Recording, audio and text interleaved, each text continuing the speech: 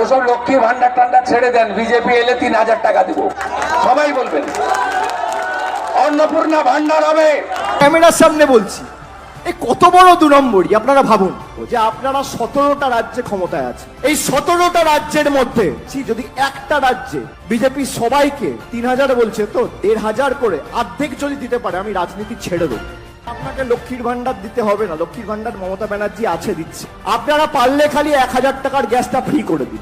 অভিষেক ব্যানার্জি মঞ্চ থেকে কথা দিয়ে যাচ্ছে এবং মানুষকে কথা দিক, আগামী 5 বছর 1000 টাকার রান্নার গ্যাস আমরা ফ্রিতে দেবো। 42টা লোকসভা কেন্দ্রে আমি প্রার্থী তুলে নেবো। এত বড় ওসব লক্ষ্মী ভান্ডার টান্ডার ছেড়ে দেন, বিজেপি এলে 3000 টাকা দিব, সবাই বলবেন।